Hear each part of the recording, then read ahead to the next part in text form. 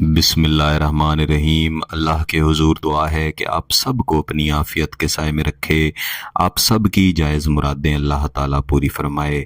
गिलानी साहब YouTube channel की इस वीडियो में ऐसा ताकतवर वजीफ़ा है कि आपका महबूब आपकी तलाश में मारा मारा फिरता हुआ आपके पास आएगा, खुद आपसे मोहब्बत का इजहार भी करेगा और आपसे मोहब्बत की भीख मांगेगा, आपसे आपका प्यार मांगेगा। दूसरे लफ्ज़ों में, वो शख्स जिसने कभी आपकी तरफ देखा भी नहीं, या आप मोहब्बत का इजहार करते हैं और वो आपकी तरफ देखना भी पसंद नहीं करता, मोहब्बत करना तो दूर की बात है, वो भी ऐसे तड़पेगा कि उसकी हर सांस आपकी मोहब्बत में सुलगेगी, तड़पेगी, हर वक्त आपकी तरफ देखेगा, हर वक्त आपको चाहेगा। तो मेरे वो दोस्त अहबाब, वो अजीज़ जो बार बार कहते हैं कि इस तरह का वजीफ़ा, इस तरह का अमल दें कि महबूब मजबूर हो जाए कि हमारे पास खुद आए और हमें खुद से मोहब्बत का इजहार ना करना पड़े, तो वो इस वजीफ़े को लाजमी आजमाएं। लेकिन यहाँ पे शर्त यह है कि आपका मकसद जायज़ हो। आपने मंगल के अलावा किसी भी दिन इस वजीफ़े को पढ़ना है, और याद रखिएगा कि इस वजीफ़े को सिर्फ 2 औकात में ही पढ़ा जा सकता है।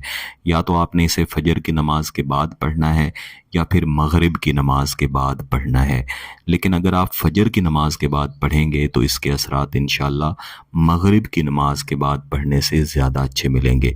वैसे तो मेरे तजर्बे में आया है कि उन बहन भाइयों ने जिन्होंने मगरिब की नमाज के बाद भी इस वजीफ़े को पढ़ा, उन्होंने बहुत अच्छे नताइज हासिल किए। तो जब भी आपने ये वजीफ़ा पढ़ना हो, आपका पाक साफ़ होना, आपका बावुज़ू होना ज़रूरी है, और आपके मकसद का जायज़ होना ज़रूरी है। और कोई भी मीठी चीज़ टॉफ़ियों की सूरत में, चीनी की सूरत में, या किसी भी सूरत में आपने अपने पास रखनी है, लेकिन इसमें खटाई नहीं होनी चाहिए, कड़वाहट नहीं होनी चाहिए, सिर्फ मीठी चीज़ ही होनी चाहिए। किसी भी मिकदार में हो सकती है, मिकदार का तय्युन आप खुद करेंगे। इस चीज़ को अपने सामने रखना है और खामोशी वाली जगह पे पाकी की हालत में बैठ के आंखें बंद करके महबूब का ऐसे ही तसव्वुर करना है कि महबूब की सांस तड़प रही है और वो आपके सामने हाथ फैलाए खड़ा है और चाहता है कि आप उसे मोहब्बत की भीख अता करें ताकि उसकी सांस भी ठीक हो और वो अच्छी ज़िंदगी गुजार सके।